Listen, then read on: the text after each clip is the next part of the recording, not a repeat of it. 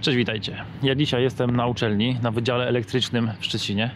To budynek na Sikorskiego, z drugiej strony tam jest plac Doliwo Dobrowolskiego. I teraz to był super świetny wynalazca, wybitny Polak. On wymyślił razem z dwójką kompanów prąd trójfazowy, także trzech panów wymyśliło prąd trójfazowy. I dzisiaj idę na konferencję jednego z moich profesorów, jednego z moich nauczycieli, pana Piotra Szymczaka. I on opowie więcej o swojej działalności, gdzie 25 lat walczył o to, żeby tam postawić pomnik. Później sobie tam pójdziemy pod ten pomnik. Pokażę wam też odsłonięcie tablic IEEE Milestones, które właśnie wczoraj miałem okazję być na uroczystości odsłonięcia tych tablic.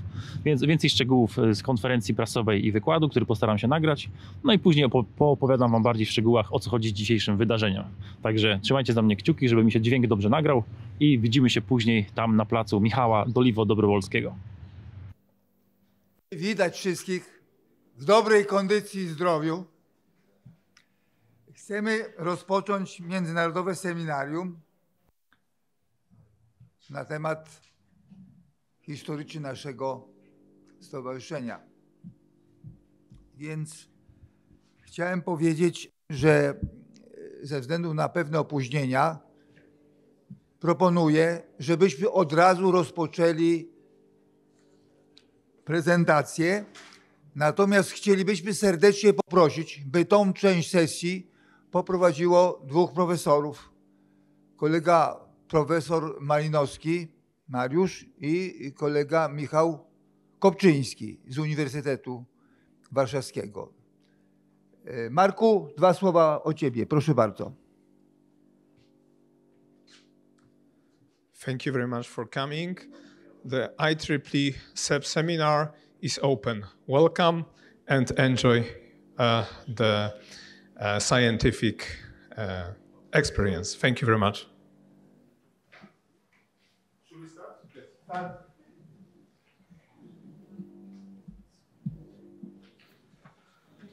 So, ladies and gentlemen, this is a great pleasure that we can chair this session together with Professor Kopczyński. So, we hope that during this session we'll have a lot of information related to the pioneers of the three-phase system, the pioneers of the electrical machines, AC electrical machines. So, we have three speeches. The first one, which is entitled The Future and Achievements of the Three-Phase System Pioneer Michał Doliwo Dobrowolski. And the speaker is Dr. Piotr Szymczak. I think that I don't need to give more information about the speaker because the Piotr is already the expert of the Doliwo Dobrowolski. Piotr will speak in Polish. However, on the slides, you will have some of the description, the figure, and description of the figures you will have in English. Also, I see that some of the monographies that are also there, they are monographies of Doliwo Dobrowolski. Yes, of course. So, if you are inspired of this speech, then you can find more details or a lot of details in this monography, which is there. Okay, Piotr, floor is yours. Please. Szanowni Państwo, koleżanki i koledzy, drodzy goście, chciałbym przedstawić w krótkich słowach dość wartościowe i obszerne dzieło i osobę Michała Doliwo Dobrowolskiego. Swój plan prezentacji mój obejmuje 6 punktów. To jest zarys biograficzny, główne dzieła, uznanie dzieła na świecie, uznanie dzieła w Polsce, podsumowanie i podziękowanie.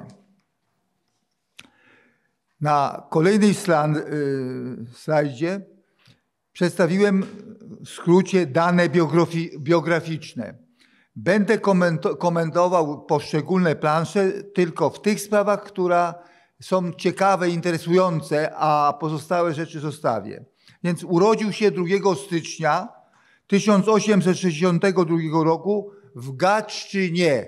Gatczyna to jest małe miasteczko pod Petersburgiem, koło 40 kilometrów. Nie w Petersburgu. Niektórzy mówią, biografowie, że w Odessie. Natomiast szkołę realną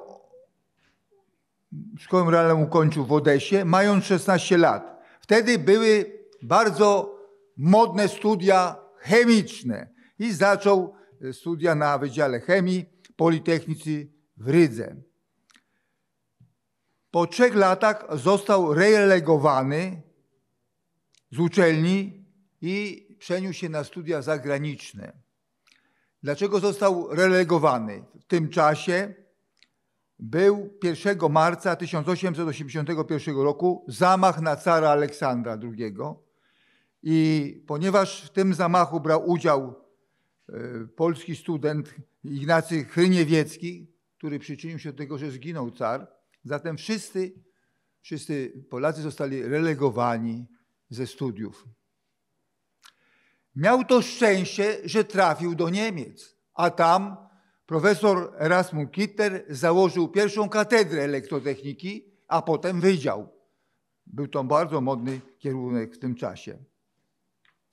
Chciałem na koniec powiedzieć, że prowadził zajęcia jako asystent, ale jemu nie pasowały te zajęcia, zatem zaproponował do profesora swego Hitlera, żeby dostał rekomendację do firmy Edisona, a potem WAEG. Chciałem powiedzieć, że od początku był chory na serce, miał kłopoty z sercem i niestety przedwcześnie zmarł w 1919 roku w Heidelbergu. Chciałem wrócić do slajdu na stronie 4, w którym pokazana jest mapa Polski i powiedzieć wszystkim, że przy analizie pewnych danych biograficznych trzeba uwzględnić jeden ważny fakt. Mianowicie, że Polska jako duże państwo w Europie Środkowej została w wyniku rozbiorów w 3 latach, w 1772, 1793 i 1795 rozebrana i przestała istnieć. Kraj, który dał światu Mikołaja Kopernika, Marię Curie-Skłodowską i jeszcze innych, przestał istnieć. W tym układzie to było wielkie wydarzenie dla naszego kraju i w aspekcie tragiczne nawet. Dołączyłem do prezentacji alegoria rozbioru Rzeczypospolitej, więc nie będę omawiał, tylko pokazuję, jak inne państwa europejskie na to zwrócili uwagę. Chciałbym kilka słów poświęcić na planszy 6 przodkom i potomkom Michała Doliwo-Dobrowolskiego. Otóż chciałem powiedzieć, że na podstawie archiwów kościelnych udało się ustanowić, że ród Doliwo-Dobrowolski jest najstarszym rodem, jednym z najstarszych w Polsce i od XII wieku są ślady tego rodu. Chcieliśmy ustanowić, jak to się tam toczyło, to uwzględniamy. Natomiast chciałem zwrócić uwagę na środkową informację. Floriana to jest dziadek Michała Doliwo-Dobrowolskiego, który po pierwszym rozborie przeniósł się do Petersburga i w 1790 roku należał do elity intelektualnej w swojej rezydencji na Kamiennym Ostrowie. Co jest ważne, spotykał się i spędzał czas z wielkim poetą rosyjskim Puszkinem. Tak dalece, że tam urodziła się nawet jego jedna córka Puszkina. Pokazuje to, jak daleko, jaki poziom miała rodzina, żeby nawiązać kontakty z inteligencją rosyjską. Chciałem 2 słowa powiedzieć też na temat matki i rodzeństwa Michała Doliwo-Dobrowolskiego. Więc niewątpliwie Michał Doliwo-Dobrowolski, żeśmy prowadzili takie badania z historykami, socjologami, psychologami tutaj w Szczecinie z udziałem kolegów z Uniwersytetu Szczecińskiego i naszej uczelni technicznej i tam żeśmy bardzo wiele odkryli. Żałujemy, że w tej chwili dalsze prace zamarły, nie kontynuujemy ich ze znanych względów. Więc chciałem powiedzieć, że matka Michała Doliwo-Dobrowolskiego, Olga Michajłowna, też z domu Jewreinowa, prawdopodobnie córka profesora Uniwersytetu Komunikacyjnego, to był taka elitarna uczelnia, którą założył car i Bonaparte, uczęszczała na tą uczelnię. Siostra matki była też osobą niekonwencjonalną. Wyjechała na zachód, w Niemczech obroniła pierwszy doktorat z prawa. W ogóle tworzyli taki kontakt z tymi ludźmi, którzy kobiety chciały pokazać swoją klasę, możliwości i tak dalej. Mieli kontakt z Zofią Kowalewską, matematyczką. Więc chciałem iść dalej i powiedzieć, że trzeba by trochę więcej badań przeprowadzić, żeby określić, jaki etos pracy miał Michał Doliwo-Dobrowolski. Był to człowiek niezwykle zaangażowany w pracę. I nie tylko patrzył na to, jak zacząć pracę, jak ją skończyć i dobrze skończyć. Więc ważna jest rzecz, co dało taką motywację naszemu koledze elektrykowi Michałowi Doliwo-Dobrowolskiego. Chciałem 2 słowa skomentować. Też jeszcze fakt, że rodzina dość rozległa, pozostała część w Rosji, część wywędrowała na Ukrainę, a część po I wojnie światowej, kiedy Polska wybiła się na niepodległość, wróciła do Polski. Na przykład pani profesor Małgorzata Doliwo-Dobrowolska, pianistka, która po I wojnie trafiła do Krakowa, a po II wojnie do Szczecina. I ona uczyła profesora Szyrockiego, założyciela naszego wspaniałego chóru. Patrzcie, jakie losy są.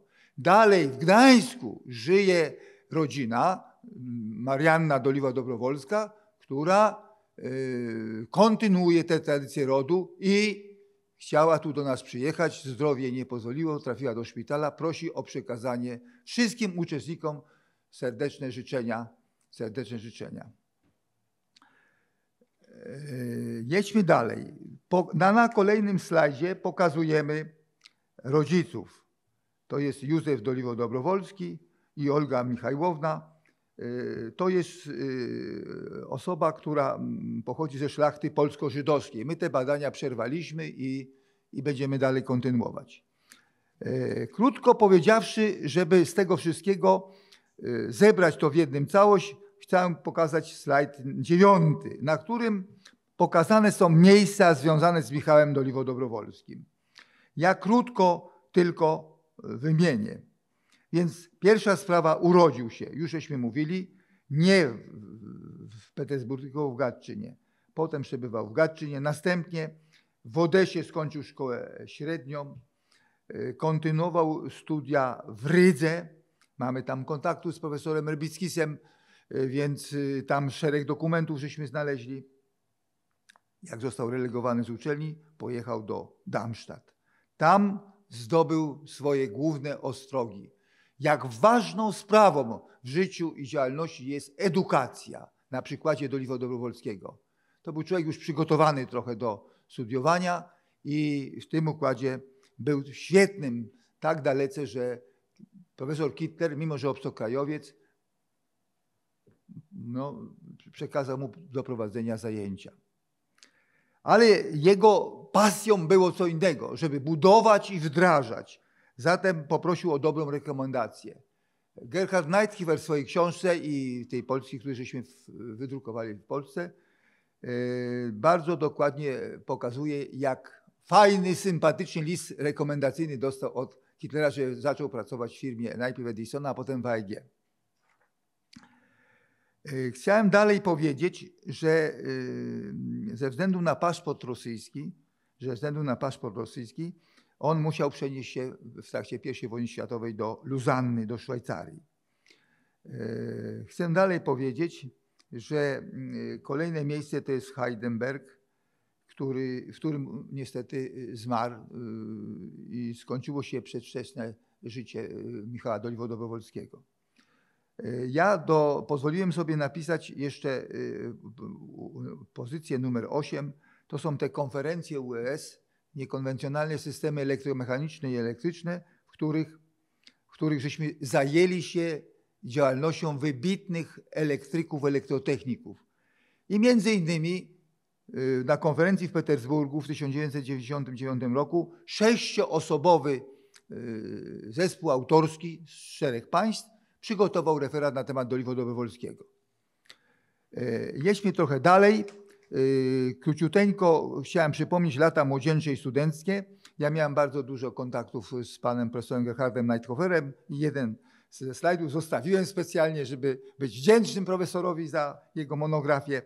Właśnie tu są pokazane lata młodzieńcze i studenckie. Jako chemik w Rydze, tak, jako jeszcze małe dziecko i trochę starszy chłopak, który chodzi do szkoły średniej. Wrócę do sprawy związanej z edukacją w Darmstadt. Więc to, że to była pierwsza katedra elektrotechniki, a potem wydział, który kształcił specjalistów z całego świata. I tu chciałem pokazać pewną osobowość nauczyciela w ogóle, który zainspirował tych młodych ludzi do działalności. I to byli ludzie, którzy nie rozwijali tylko samej nauki, ale przede wszystkim ich pasją było wdrażanie, szybkie wdrażanie pewnych rozwiązań. Tutaj właśnie na dole slajdu 11 pokazany jest mistrz, maestro Erasmus Kittler, profesor, ze swoimi studentami. Zatem pozostaje pytanie takie, przejdźmy do slajdu 12. Jakie są główne dzieła Doliwo Dobrowolskiego? Główne. Wśród przesyłu energii na dużą odległość. Więc pierwsza sprawa to jest trójfazowy silnik Michała Doliwo Dobrowolskiego, który miał moc 100 koni mechanicznych, 74 kW. On zasilał pompę, która tworzyła piękny wodospad. Więc jest twórcą zapatentowanych swoich rozwiązań różnych silników klatkowych, jednoklatkowych, dwuklatkowych, trzyklatkowych, pierścieniowych, co jest ważne i tak dalej. Ja chciałem powiedzieć, że nim trzeba było zaprojektować te silniki, to na podstawie wspólnej umowy, którą firma Oerlikon i AEG podpisały na realizację tej długiej linii, to oni przebadali razem z Braunem 44 modele fizyczne. Nie mieli jeszcze teorii opracowanej, nie mieli innych rzeczy, ale 44 modele. Więc jedźmy trochę dalej. Na stronie 13 mamy pierwszy patent układu generatora trójfazowego z transformatorem symetrycznym zarejestrowanym w USA w 1990 roku. Trzeba podkreślić jedną rzecz, że sukces samego Doliwo Dobrowolskiego, bo badała tą sprawę specjalnie powołana komisja VDE, która chciała rozstrzygnąć, kto ma największy udział w tym wszystkim. Więc ta komisja doszła do przekonania, że było wiele twórców, współtwórców systemów trójfazowych, natomiast dużą, wiodącą rolę odegrał Michał Doliwo Dobrowolski. Więc pierwsza sprawa to generator, potem transformatory podwyższające, następnie transformatory obniżające i silniki tanie, niezawodne, do dzisiaj zresztą stosowane. Dalej muszę powiedzieć jedną rzecz, że na planszy 14 są pokazane różne transformatory, różne konstrukcje transformatorów. No nie będę tego omawiał, dlatego że chcę tylko przypomnieć podstawowe rzeczy, a nie prowadzić wykład na 45 minut, tylko 30 minut mam. Na slajdzie 15, proszę zobaczyć, jest generator trójfazowy w elektrowni wodnej w Laufen, ten, który wyprodukował energię i została ona przesłana na tą odległość 175 km. Zresztą ten generator, oni razem współdziałali, to znaczy pan Braun i pan Michał Doliwo Dobrowolski. Pierwszy okres ich współpracy był znakomity. Niestety w końcówce nie wszystko się udało zrobić i tam pojawiły się kontrowersje. Na stronie 16 pokazany jest generator synchroniczny z Laufen.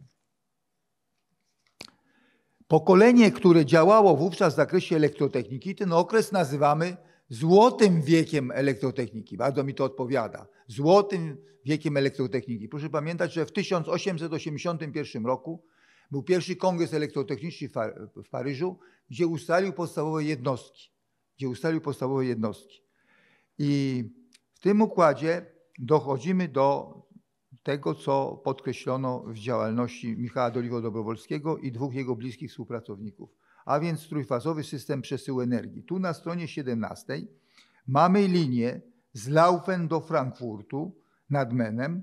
Niektóre źródła pokazują, że po dokładnym sprawdzeniu to nie było 175 km, tylko 170.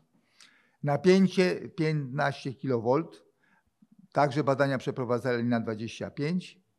Zbudowano tą linię w ciągu 6 tygodni. Jak rozmawiałem wczoraj na wystawie z energetykami tutaj polskimi, to nie jest możliwe do powtórzenia ten sukces.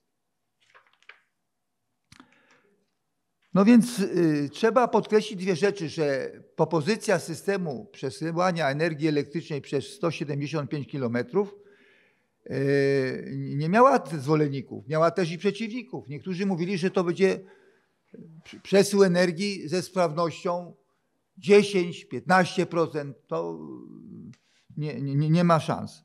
W związku z tym chciałem powiedzieć, że założenia wszystkich twórców wystawy okazały się prawdziwe.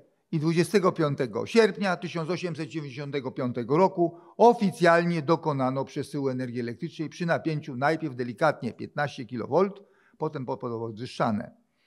No i chcę powiedzieć, że był to początek nowej cywilizacji, nawet naukowo-technicznej, zwycięstwo prądu przemiennego nad prądem stałym. To była walka, inaczej czasami nazywano transformatora z akumulatorami. Zainicjowane rozwiązania są aktualne do dziś. Niewiele to się zmieniło. Przytaczam tutaj na slajdzie 18 cytat z angielskiego Timesa. Uważa przesył za najważniejszy eksperyment w dziedzinie energii elektrycznej od czasu, kiedy tajemnicza siła natury zaczęła służyć człowiekowi. A Doliwo-Dobrowolskiego nazwano ojcem prądu trójfazowego. Tu po prawej stronie widoczna jest brama wejściowa na historyczną wystawę we Frankfurcie nad Menem w 1891 roku. Tam widać w tle wodospad, dalej 1000 żarówek zainstalowano. Piękny widok w tym zakresie. Teraz chciałbym dwa słowa powiedzieć o tym, że twórców systemu trójfazowego było wielu i trzeba ten wkład pracy docenić. Nie będę szczegółowo omawiał ze względu na brak czasu, ale podkreślę, że pierwszym zgodnie z porządkiem alfabetycznym wymieniłbym Charlesa Bradley'a. To jest amerykański uczony. Na 19 się pokazuje. Dalej chciałem wymienić Charlesa Browna. Jedni uważają, że Anglik, inni, że Szwajcar. Trudna sprawa do rozstrzygnięcia. Nie wiem, które źródła powinny być obiektywne. Pan Brown to jest jeden z bliskich współpracowników Michała Doliwo-Dobrowolskiego. Oni łącznie współpracowali. On przede wszystkim, jego zasługą przede wszystkim jest to, że zaproponował właściwą izolację do tej linii wysokiego napięcia. To jest jego sukces. Potem jest Michał Doliwo-Dobrowolski, który jako inżynier polskiego pochodzenia, starego herbu Doliwa, pracujący w Niemczech. Tu muszę podkreślić jedną rzecz, że w Niemczech uzyskał bardzo dobrze wykształcenie. Tak? W Niemczech stworzono mu bardzo dobre warunki do pracy w firmie AEG. To jest ważne. To jest bardzo ważne. No i on zbudował wszystkie elementy systemu trójfazowego, a więc podkreślę, generator synchroniczny 1888 rok, transformator i silnik indukcyjny 1889, linię przesyłową razem z Millerem i Brownem, więc jedźmy do innych twórców. Pozostałymi twórcami są Galileo Ferraris. Odkrył przede wszystkim pole wirujące. Zbudował dwufazowe silniki indukcyjne. Nie docenił trochę praktycznego znaczenia wynalazku. Tak, chciałem wymienić również Friedricha Augusta Hasselwandera, niemieckiego inżyniera. Dalej też niezwykle zdolny, utalentowany elektrotechnik Nikola Tesla. Niezwykle genialny właściwie. Uczony inżynier, wynalazca, Serb pracujący w USA. Miał 300 patentów, których zarejestrował w 26 krajach. No i na koniec chciałem też podkreślić dwa słowa o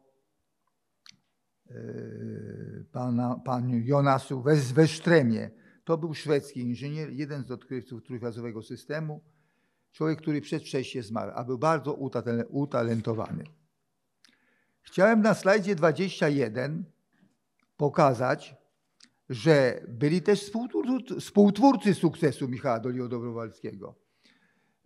Więc pierwsza sprawa to jest wybitny przemysłowiec niemiecki, Oskar von Miller. To on wyszedł z inicjatywą przesyłu tego energii elektrycznej i dwa, zabezpieczył finanse na realizację tych rzeczy. Też chciałem zwrócić na Emila Rathenau, rozważny szef AEG i bankier. Potem podkreślić Petera Emila Hubera, szef Maschinenfabrik Oerlikon. No i Brauna, o którym już trochę powiedziałem. Ja chciałem podkreślić jedną rzecz, że firmy Oerlikon i AEG podpisały umowę licencją o współpracy i podzielili pracę, że Oerlikon zbuduje generator i transformatory podwyższające, a AEG zbuduje silnik i zbuduje transformatory obniżające. Więc wracając w tej chwili do uznania środowiska naukowego i przemysłowego, nie było to takie łatwe na samym początku. W związku z tym Michał Doliwo-Dobrowolski po 20 latach został uhonorowany złotym medalem światowej wystawy w Paryżu w 1900 roku. To jest pokazane na planszy 22 oraz otrzymał dyplom doktora honoris causa uczelni w Darmstadt, tej swojej macierzystej uczelni. Dalej chciałem powiedzieć, że z inspiracji starszego kolegi, powszechnie szanowanego profesora Josepha Epsteina, Michał Doliwo-Dobrowolski opublikował w 1917 roku obszerną historię powstania systemu trójfazowego w 3 kolejnych zeszytach. Teraz dwa słowa muszę powiedzieć o monografiach o Doliwo-Dobrowolskim. Pierwsze monografie o Doliwo-Dobrowolskim napisał z lewej strony, widoczny na slajdzie 24, Wesołowski, Oleg Nikołajewicz. Pierwszą monografię w 1958 roku, taka dość obszerna, i taka skrócona w 1963. Dwie monografie ukazały się w Niemczech. To jest Gerhard Neidhoffa, wydane w 2004, znaczy 2010. No i w 2012 ukazało się tłumaczenie na łotewski. To właśnie profesor Rybicki jest inicjatorem. No a 2 lata temu udało się też wydać polskie wydanie monografii Neidhoffera. Uważam profesora Neidhoffera, z którym miałem kontakty, notabene też udało mi się mieć kontakty z profesorem Wesołowskim. Także to bardzo cenne kontakty. Ale wracając do Neidhoffera, uważam, że ta monografia jest najbardziej obiektywna i bardzo rzeczowa. Dalej. Chciałem trochę powiedzieć o uznaniu i upamiętnieniu twórcy na świecie. Więc amerykański historyk na planszy 26 mówi, że największa zasługa, jeśli chodzi o początkowy rozwój systemu trójfazowego, należy do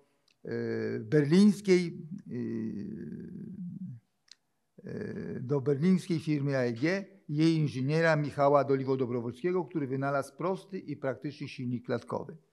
Natomiast na stronie Edisona internetowej, tam tych twórców wymienia się 21 osób. Oddzielnie rozpatruje się tych, którzy zajmowali się teorią, samym silnikiem, generatorem i transformatorami.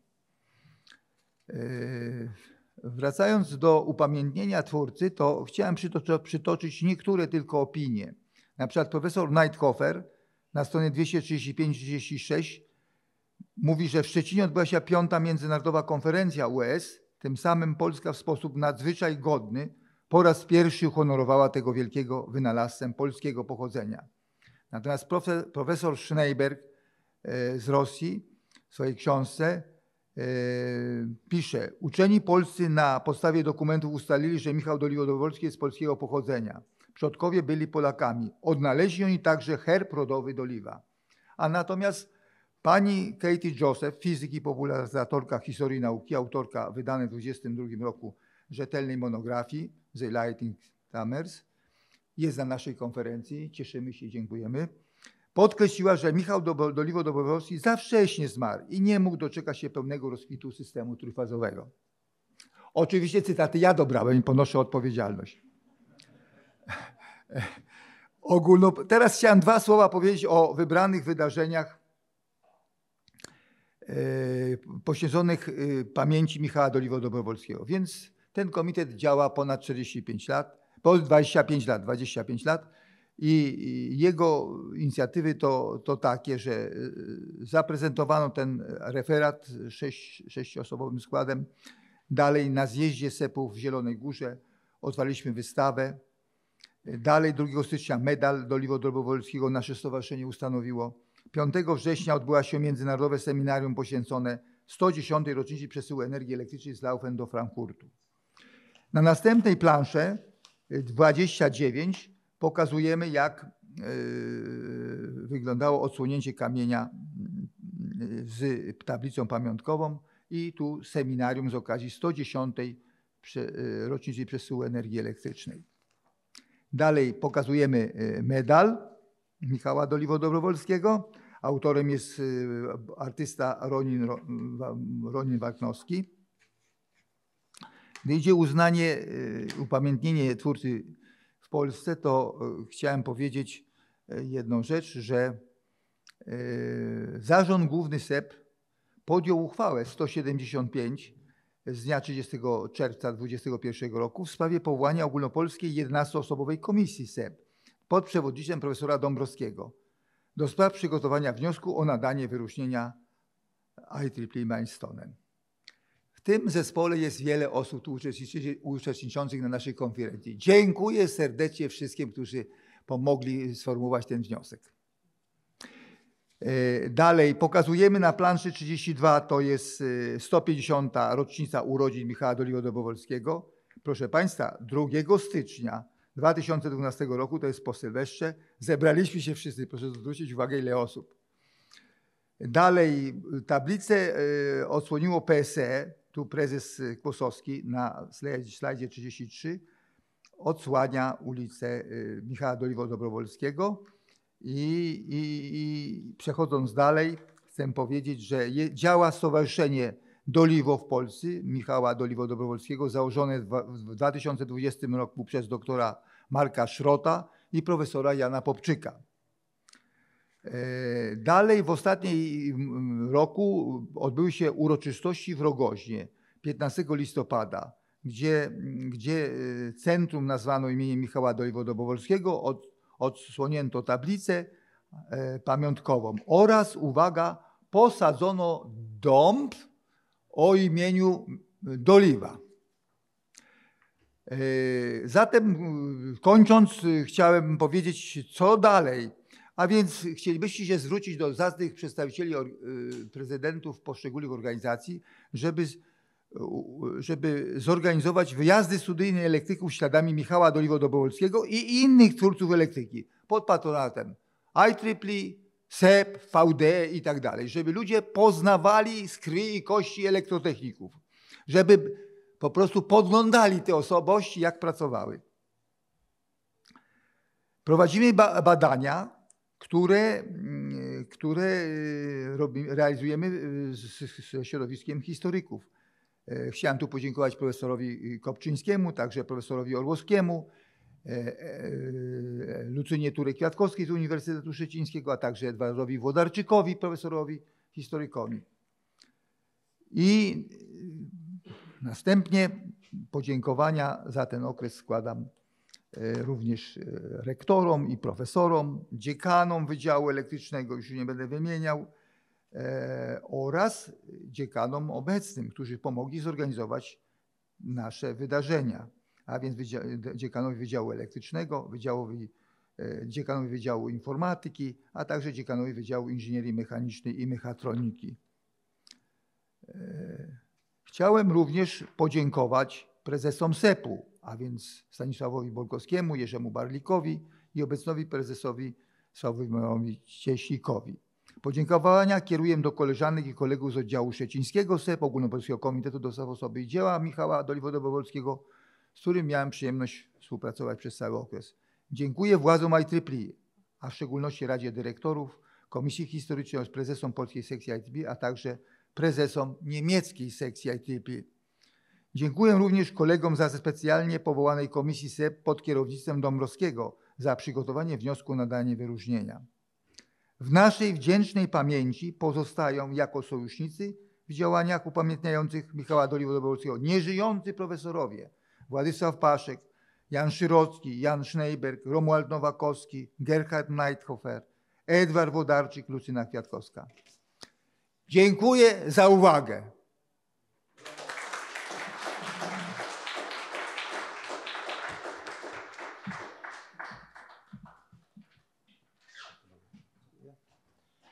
So thank you very much, Dr. Szymczak, for this excellent speech. Now I think that we know everyone about the life of the Dolivo-Dobrowolski.